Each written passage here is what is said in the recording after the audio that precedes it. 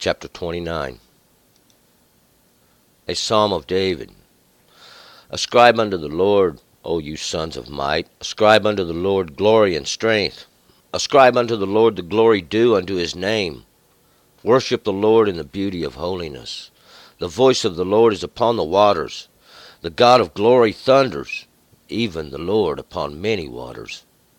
The voice of the Lord is powerful. The voice of the Lord is full of majesty. The voice of the Lord breaketh the cedars. Yes, the Lord breaketh in pieces the cedars of Lebanon. He makes them also to skip like a calf, Lebanon and Syrian like a young wild ox. The voice of the Lord heweth out flames of fire. The voice of the Lord shakes the wilderness. The Lord shakes the wilderness of Kadesh. The voice of the Lord makes the hinds to calve, and strips the forest bare. And in his temple all say, Glory. The Lord sat enthroned at the flood. Yes, the Lord sitteth as king forever. The Lord will give strength unto his people. The Lord will bless his people with peace. All right, let's go back up verse 1.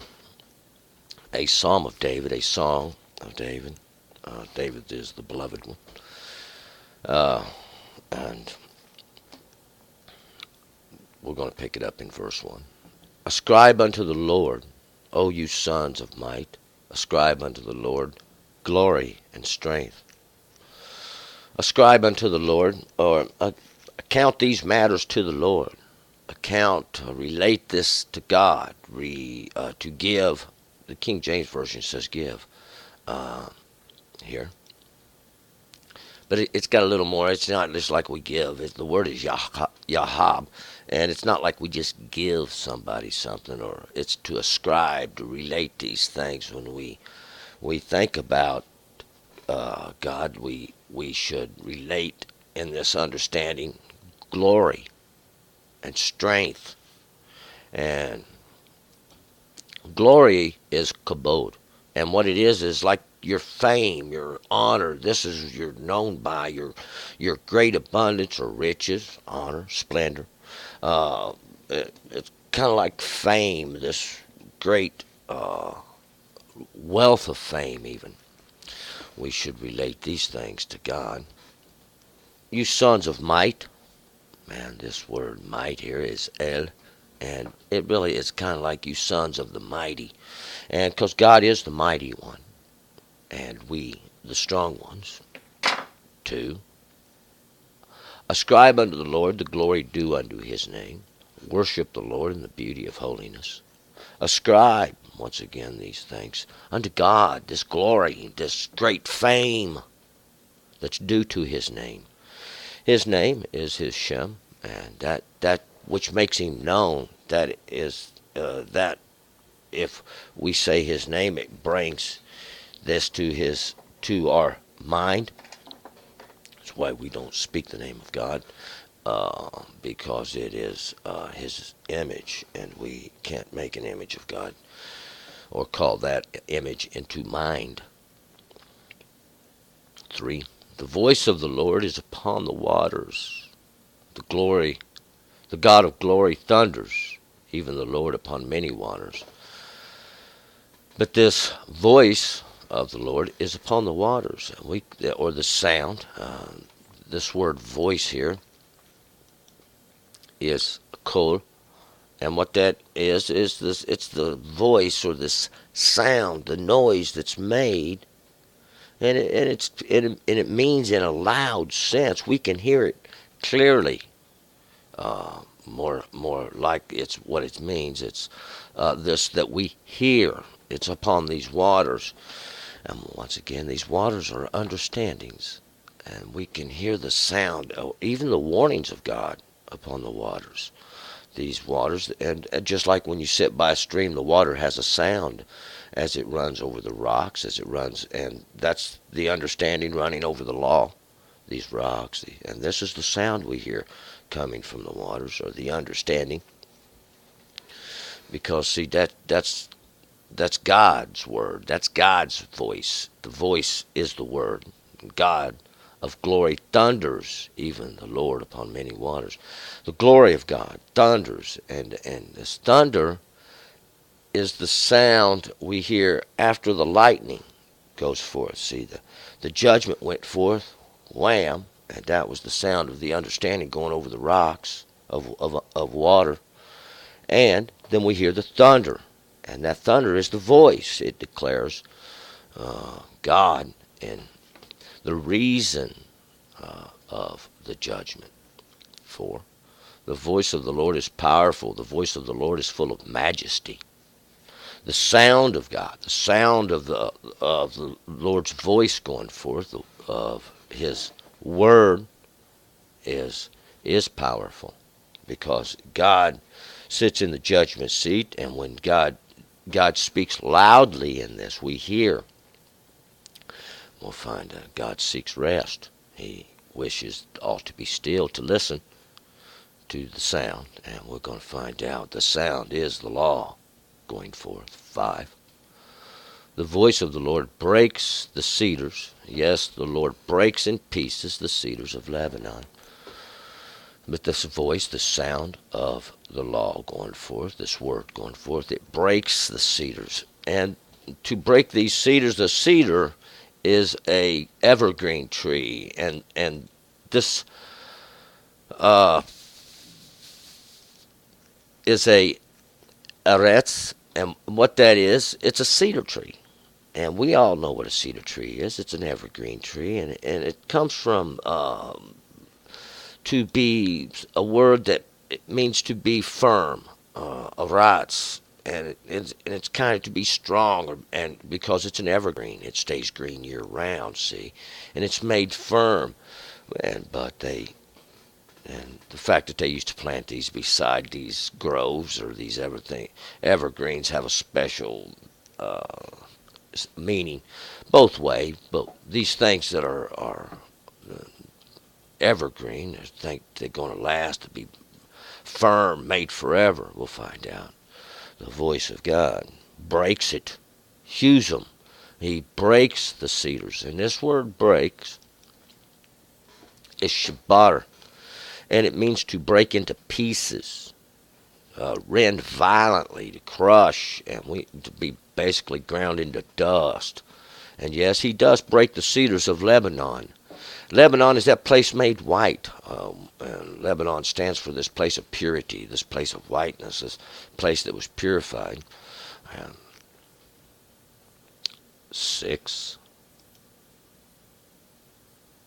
He makes them also to skip like a calf. Lebanon and Syrian like a young wild ox, making them to skip. And we see a little calf skipping around. We know this little calf ain't skipping for no reason. He's happy.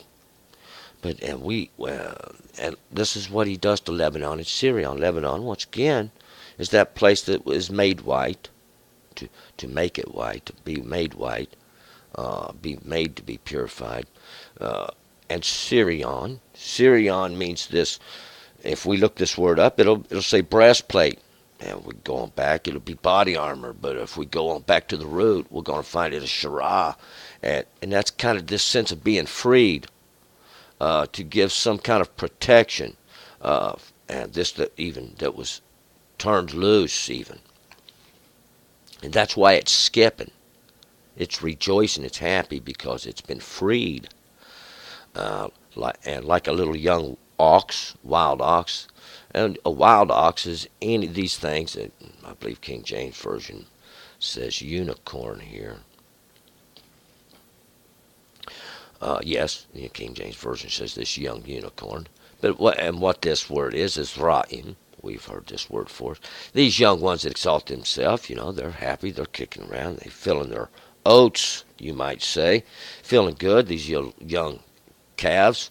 And because they've been set free, they're freed from their mother even for a minute sometimes. These wild ones, we'll see them play and kick around. And this is the sense we get, this being set free, because it was the voice of God that did that. And we'll find out. God sets free. God causes them to return to the breast as well. 7. The voice of the Lord hews out flames of fire. The voice of the Lord hews out flames of fire, and he cuts out these flames of fire. We'll find out through judgment. God walks. This judgment of God, this flames of fire, devouring effects of fire, is what we're talking about. The voice of God sends it forth, but the voice of God also parts it out of the way. God is the sound, and it's the law going forth. The voice of the Lord shakes the wilderness. The Lord shakes the wilderness of Kadesh. The voice of the Lord shakes the wilderness. This wilderness. The wilderness is always the place I call where the words drive out. This place of fear, a place of darkness and the wild beast and these animals. But there's no reason to fear there. We'll find out that God is everywhere, and even in the wilderness, the voice of the Lord, he shakes it. He shakes the wilderness of Kadesh. Kadesh means to be holy, means to be set aside, to be sanctified, to be separated for a purpose, and because it is that wilderness there where the words drove out.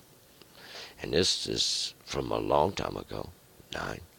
The voice of the Lord makes the hinds to calve, and strips the forest bare, and in his temple all say, Glory.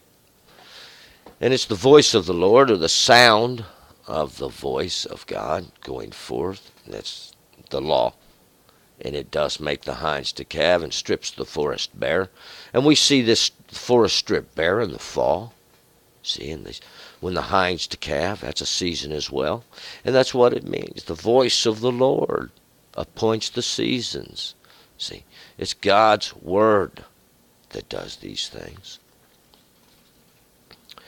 And in his temple, that's that place where they gather unto God. See, all say, Glory. Because it is for God's glory. It is for the greatness of God. 10. The Lord sat enthroned at the flood. Yes, the Lord sits as king forever.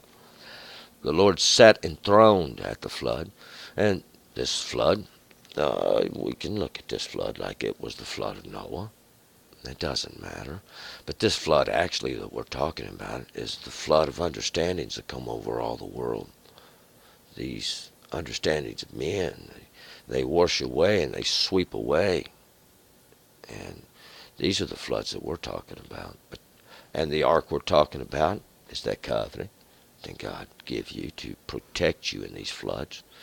It's the word, it's the law of God. See, that's where God sat enthroned in the judgments of that word. That was the flood in the beginning. And the Lord sits as king forever and ever and ever. 11. The Lord will give strength unto his people. The Lord will bless his people with peace. The Lord will give strength unto his people. He strengthens his people, those that know him, those that call on his name, those that are observant to his understandings, those that know in their heart, those that go forth try to do good. They didn't come for evil. They may not have nobody explained them to the law, but they have the ability to learn. They have the ability to hear. And when they hear the word, they accept it, they understand it, and they rejoice knowing that it was God who done these things. We're going to move forward. Psalms 30. Turn and return.